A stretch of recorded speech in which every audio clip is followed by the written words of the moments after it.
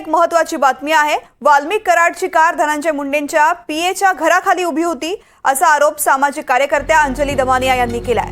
त्यांनी मुंडेंचे पीए करण जायभाये यांचा photo share केलाय आणि त्यांच्या पुण्यामधील घराखाली कार उभी असल्याचं म्हटलंय। ही कार वाल्मिक कराडच्या मालकीची असल्याचं दमानिया यांनी म्हटलंय।